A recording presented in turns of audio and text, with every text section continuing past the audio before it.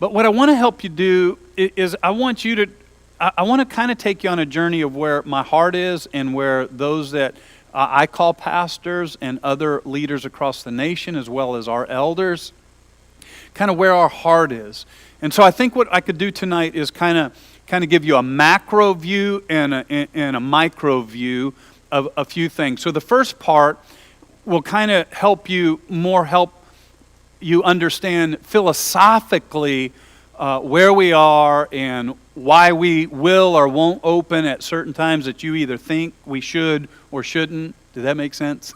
Okay, and so let's start with that. Let's start kind of with the 5,000-foot view of things. And okay, everybody, I see you talking to each other. Look at me when I'm talking to you. All right. So let's dive into some of these things. Let me start with this. Let me start with a reminder that our mission has never changed. And I think that's important.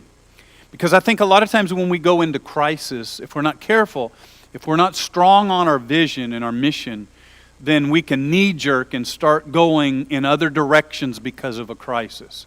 And so our mission has never changed. Just to simplify it, our goal every time we gather is to help you take one step closer to Christ. No matter what that is. If you've been serving God for 30 years, we just want to help you get one step closer. If you've been in the church world or been following Christ for 30 minutes, our goal is to get you on the journey. For a long time, I measured the success of the churches I pastored by how many showed up on Sunday. It's a good thing I'm not doing that now, everybody. But how many people are on the journey? And so we really work hard to measure the steps that you're taking. And one step could be simply that you're viewing on Facebook and all of a sudden you type in an amen. That could be a step for somebody. Another step might be joining a group of strangers on a Zoom call. That might be a step. It might be a step to give your life to Christ, a step to get water baptized, a step to join our dream team. So our goal has never changed. Now, the process, the strategies change. And so a lot of our strategies in these last weeks have changed. But I want to give you a bigger filter of how we're processing making decisions when it's time to make some of those decisions. So I want you to kind of understand what our process, maybe not so much our process, but what our heart behind how we make decisions are. Because we can't just arbitrarily make decisions. Everybody agree with me on that? You understand we just can't make decisions based on, okay, it's time. I'm sick of not being together. Let's start. Or right now there's starting to be a little bit of that shaming people into, pastors, it's time to open your church doors and stop being afraid. So there's the shaming starting to happen, and there's the, there's just all kind of different things. And people claiming, well, the church is living by fear. Well, we have to make decisions based on a bigger frame of reference than somebody saying we're afraid or somebody saying it, something like that. So we have to make better decisions than reacting to what some voice out there might say. Does that make sense, everyone? And you can give me a thumbs up here and there. I am watching you guys, okay?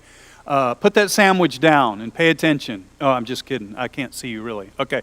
And so I think one of the things that might help you is if I kind of go through this little process that we kind of use just as a bigger picture and how we might, some things that might be contributing factors. There's this thing called human flourishing and that make us flourish. And so if we're trying to help you constantly get one step closer, we want your life to flourish. I don't want you just to grow in your spirituality. I want you to grow in your relationships. I want you to grow in your friendships, in your marriage. I want you to, I think because you're serving God, maybe your finances are better. So my goal as a pastor is to see you flourish as an individual. Jesus said, I came to give life and give life more abundant. Well, I want you to be in that abundant life. So we kind of take a picture of how do you flourish? Well, somebody smarter than me, I think from Harvard, gave these 5 ingredients that help us flourish. Here they are, just real quick. Number 1 is our relationships, healthy relationships. Number 2 is spiritual health. Number 3 is physical and material stability. Number 4 is vocation and career. Number 5 is emotional wellness and behavioral health. So these are 5 ingredients that kind of contribute to our human flourishing. And by the way, just a little preacher moment here. When you look at these, first of all, we're in a series right now in the book of Proverbs, and the book of Proverbs deals with all 5 of these. And then also, these things are actually covered by the fruit of the Spirit. When you really break down the fruit of the Spirit will help you grow in every one of those areas, because it's God's desire for human flourishing also. So let me give you an example. Love, patience, and kindness, they help us grow in this area. So when we grow in love, patience, and kindness, it helps contribute to the relationships of our life. When we joy, peace, and humility, it's largely about our spiritual health. The other fruits of the Spirit, or the other aspects of the fruit of the Spirit, all contribute to the last 3. Okay, I'm not here to teach on all that and connect all those dots. I just thought it might be of some interest to you.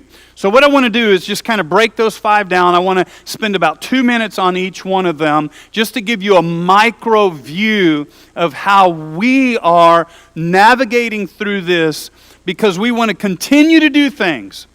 Listen, just because we're separated doesn't mean we can't flourish. Come on, that's a good place for an amen. I said, just because we're separated, we as a church, our mission is still to help you flourish. So let's look at those for just a moment. First of all, let's look at relationships. When we talk about relationship, we have not changed. We started Radius Church with this idea of doing life together. I still believe in this. I said from the very beginning that if you can only take an hour to an hour and a half a week to contribute to your spiritual growth, I would rather you plug into a life group than to come to church on Sunday morning. Because Sunday morning is about one person speaking and the rest of the people listening, but life groups are about people sitting in a circle and working things out. That's one of the reasons that we went to having Radius Rewind groups, so that you could take the message, whether you were here or not, and you could work that out and ask questions and cross-reference and do all of that stuff, because relationships are important. Now, when it comes to relationships during this time that we're in, it's very important that we recognize, hey friends, come on, we're all in this together. Now, all of us have unique intricacies and unique battles and unique innuendos about this thing. Watch this though, we're all in the same storm. We might be all in different boats, but we're all in the same storm. We're all going through this. Come on, leaders are going through it, pastors are going through it, business leaders are going through it, housewives are going through it, business owners are going through it. We're all going through. That's why, come on, we need each other right now, because we're all going through this thing together. And guess what? There's not been a textbook. Okay, get ready to get upset. There's not a textbook for any leader. There's not a textbook for political leaders. There's not a textbook. We're trying to figure it out, and we're all in it together. And I think it's wrong when we reduce people's challenges, struggles, fears, when we try to reduce people's problems down to a size that we can handle. And we forget that the problems are messy, and relationships sometimes are messy, and people have different opinions. And when we put trite, cliche Christian bumper stickers on very complex issues, then we're not keeping relationships as a priority in our life. Come on, can I get an amen on that? I'm looking for an amen right now. I'm looking for an amen. Somebody amen a brother. Help them out. Okay. And here's what I have learned in this crisis. And I've known this, but it's magnified in this crisis. that everybody deals with this differently. And everybody, we have it all in the church. And it's okay. You view things different than I view things, but I still honor you. So, because relationship is important, and I want you to flourish in relationship. And that's what having an open circle is. It's about having people of different education background, different financial background, different religious backgrounds, different opinions. Come on, everybody. Different political backgrounds, being able to come in a circle and do life together. You don't have to look like, talk like, act like me to be in my circle. And that's how relationships flourish. Come on, somebody. We have all kind of people dealing with it. We have people all the way from this whole thing is made up by the government to the sky is falling and this is the end of the world. We have all that. It would do us good if we recognize that no matter where you're at in the spectrum, that what you feel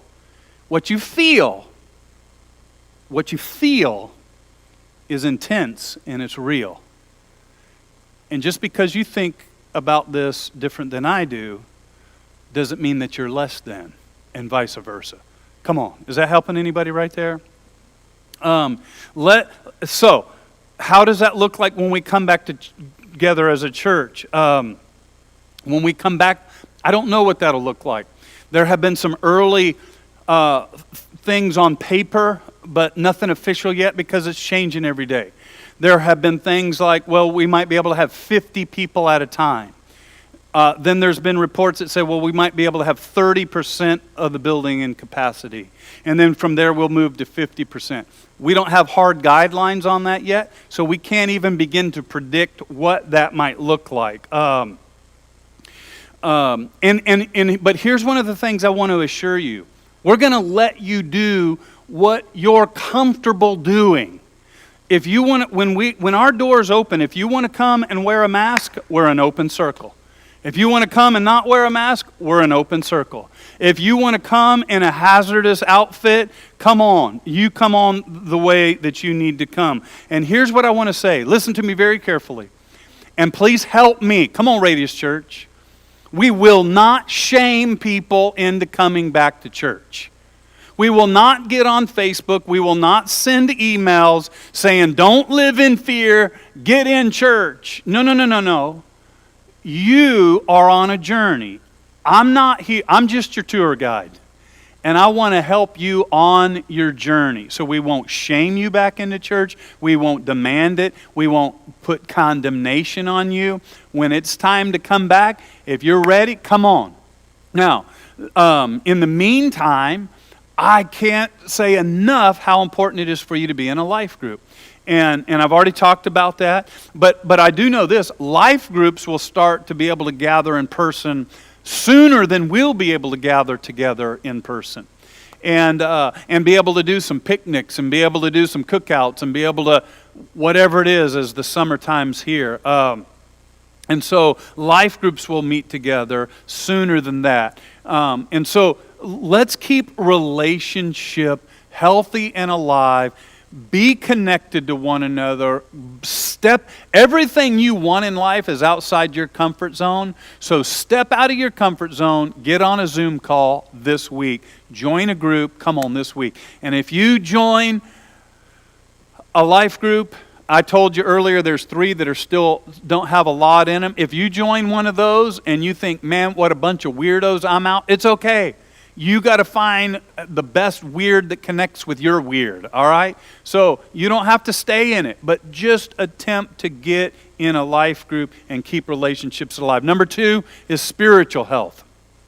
That's something that we've been monitoring very close, and we have ways to do that. We look at our analytics, and right now we have more adults watching out there than physically attend our church. For a long time, we were over double. We've kind of planed out a little bit recently, but we have more people watching. We still have people giving their life to Christ. We have watch parties happening, which could not thrill me more. Because when watch parties happen, that means you're inviting 4, 5, 6, 7, 8 of your friends, and you're able to have conversation about the message. And we've gotten some amazing reports of things that are happening in watch parties. And we've had salvations, we have radius rewind groups going on, we have just simply connection groups going on. And here's something that might surprise some of you. Right now, these Thursday nights, now this is kind of the first one that's not like 100% prayer, but our Thursday night prayer times and meetings, the times that we've prayed and done communion, our attendance virtually is almost 3 times what we've ever had in a personal prayer meeting. Our night that we did communion, I think it was on Good Friday, we had probably half. We had double more than we've ever had in a prayer meeting. In other words, what I'm saying is there's some really good spiritual growth that is happening, and people that are doing prayer online in their life groups still moving forward. Now, I'm not saying it answers all the questions. I'm not even saying this is the best way to do church. When it comes to discipleship, discipleship is a challenge. Because we got people that are giving their life to the Lord on the Sunday morning messages, but we can't process them through First Step yet. And we don't know if we should start that or when it's going to open. So those are definitely some challenges. Number 3. I want everybody to lean into this one. Number 3 is physical and material stability contributes to human flourishing. So I want to say something. I've said this from the beginning. I haven't said it so much to you as I've said it to our team. And that's this. I never want the church place to hurt the workplace. I want you to think about that. As a pastor, I could have said, nope, we're going to stay open 1 week longer. We're going to open a week sooner. We're going to do what we want to do. Separation of church and state. These are my rights. I could have done all that kind of stuff that you see out there. But we've chose not to. And I won't get into all that, but I will in the Wise Dumb series, okay? But I don't ever want to gather you together in a room because of these are our rights. And you get sick because you came to church, and now you can't go to work and provide for your family. From the day one, I don't want the church place to hurt the workplace. There was a pastor, you probably read about it, it's on the news. I'm going out on a limb to talk about it publicly. But he said, I don't care what the state's telling me, we're gathering together. This happened last week. And he gathered together, and over 100 people in his church got the COVID virus. Obviously, all of them that could have gone back to work can't go back to work. So, I care very much about your physical and material stability, and I don't want what we do to hinder what you do as a priest of your home. And I hope that makes sense. I can't see there being any harm in waiting a week or 2 or 3 or 4 more to ensure safety. Listen to me very carefully. Hear this. I hope you're responding. I hope you're responding, not just chatting with one another. Many of you maybe have never heard this term, but a pastor is a shepherd. Okay? Now we have other under shepherds in the church, life group leaders. But when you think of a shepherd has primary 2 responsibilities. The shepherd is to keep the sheep safe and to feed the sheep. And so I take that responsibility very serious. And we could gather together, but in doing that, am I keeping you safe? See, it'd be a whole different thing if we didn't have more than double of you joining us virtually, and people still getting saved, and people still doing all the things. And so we're still providing ways for you to be fed spiritually. You can go to our webpage right now. You can get on any devotional. You can get on a read through the Bible in a year. You can fill out prayer requests. People are praying for you. You can join me or life groups all through the week. You can join us on Sunday. And all of those things to help you grow spiritually. So we got that base covered. But I also have a responsibility to, within my power, to keep the sheep safe. Come on. Will you hear that heart? Now, I'm not even saying I'm always right on everything. I'm not saying all I'm telling you now is right. I'm not necessarily always right. We may look back on this and say, man, you weren't right there. But I'm going to tell you this, you'll know my heart is real. My intentions are care for you, that you have human flourishing. All right? Number 4 is a vocation and career. And I don't really feel like that is an area that the church has really done, at least our church has done good in. And I'm pretty sure I'm not equipped to help you in your careers other than helping you just on the spiritual level. Okay? And then number 5 is what we call emotional wellness. So that's just your emotions and your behavioral health. And we definitely want to do better in this area. I think we definitely need some life groups that are like Freedom and Celebrate Recovery style steps programs. And I think that we're better emotionally when we can high five. Come on, everybody. When we're actually in the room together. Let me just tell you something. I love that you're here and I'm watching you. But man, there's something emotionally separated from not having your faces and high-fiving each other, all of those kind of things, all right? So, I never want to make knee-jerk decisions, but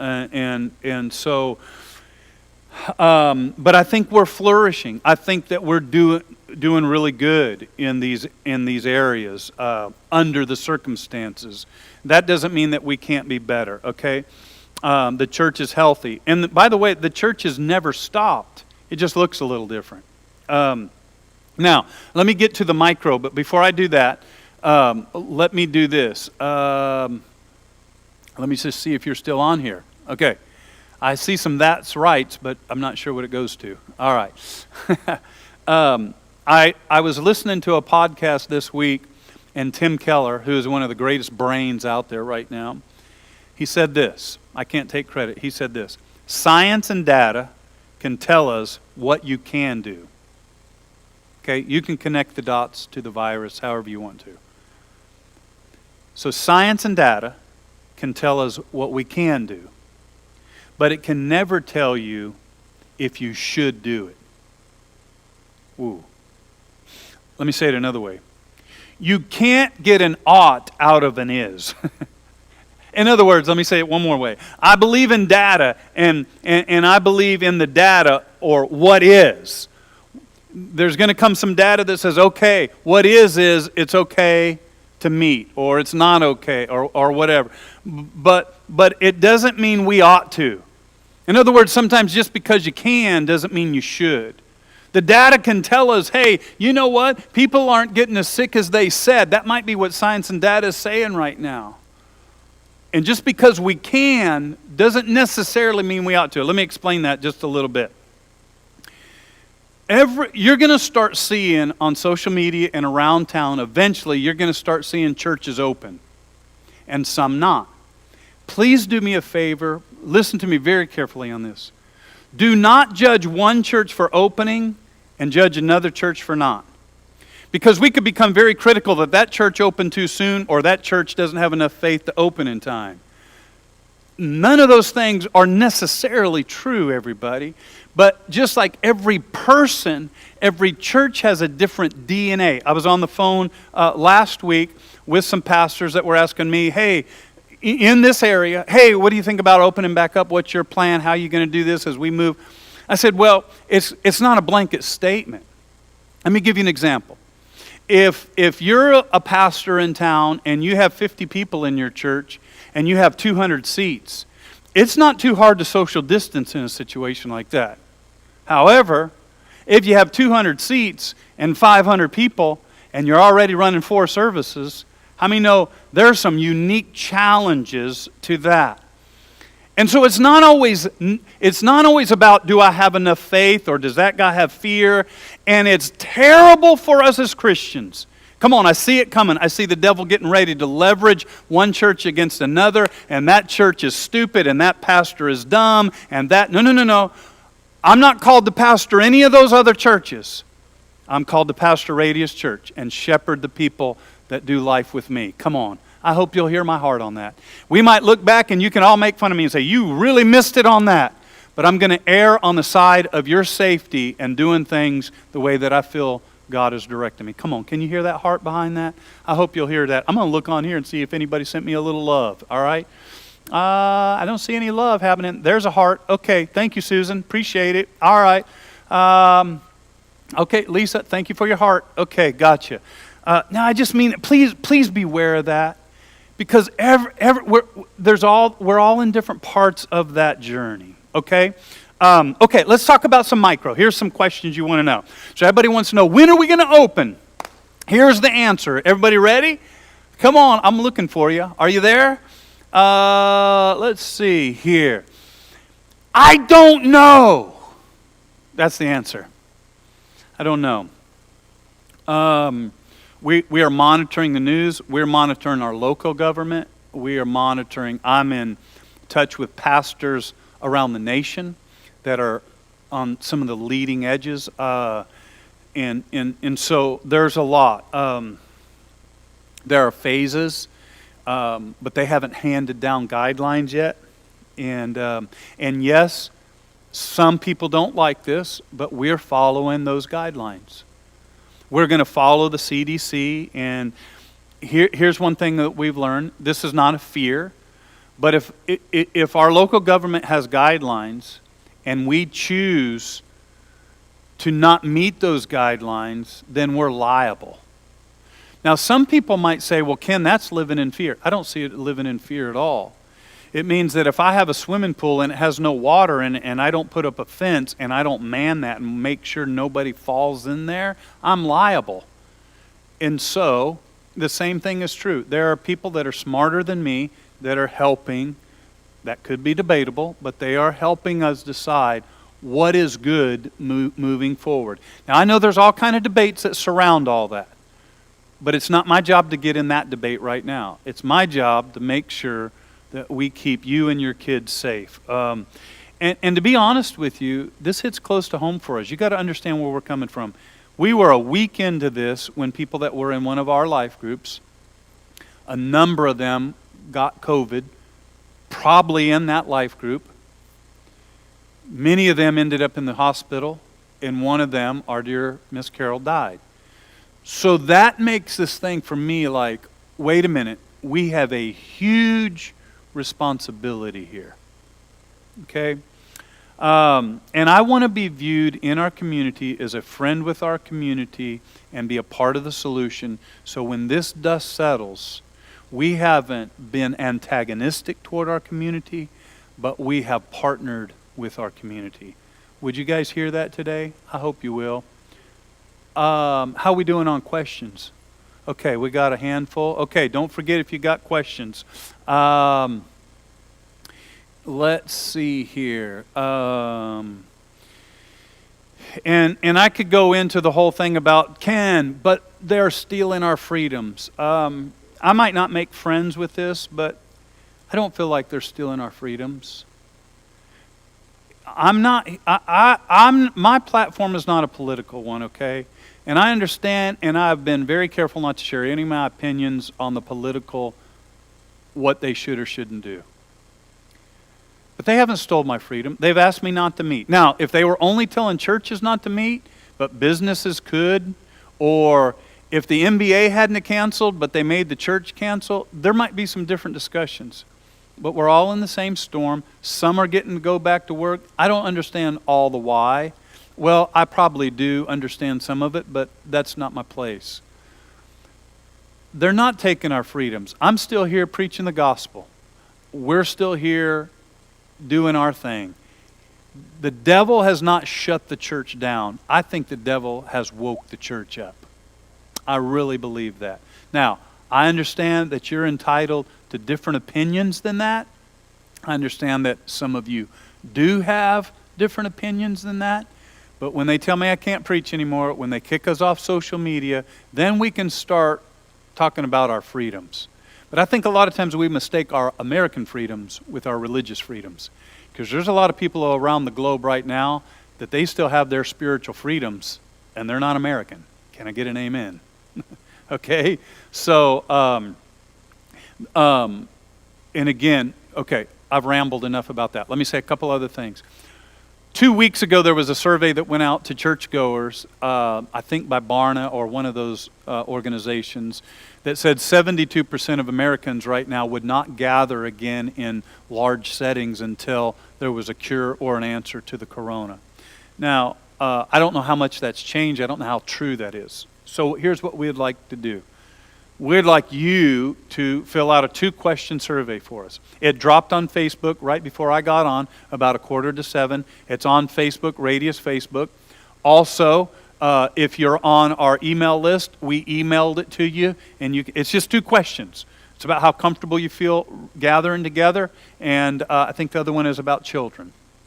Okay? Okay, so that's when. Let me talk to you really quick about how. And, there's my wife. She said, "That's good, honey." Thank you very much. I seen the word honey, and I thought, who's calling me honey? And it was my wife. That's a good thing. All right. Okay, let me talk to you about how we come back. We don't have an answer for that yet. If when we first come back, we can do 50 people at a time, then we may do more services, 4, 5, 6 services, and let you grab tickets online. And when the first set of tickets are gone, then that's it till the next service. I don't know. That's one idea. We've got all the groundwork together in case we do that.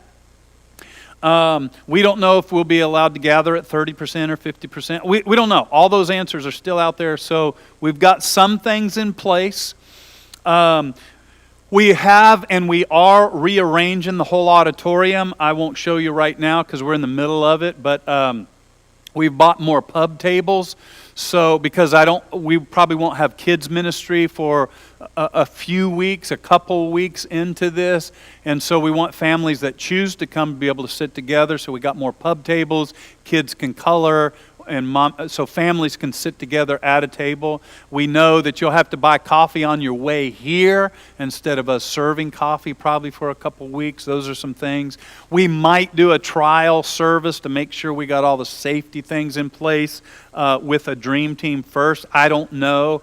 But here's what I do know is that church will look different for a season. And so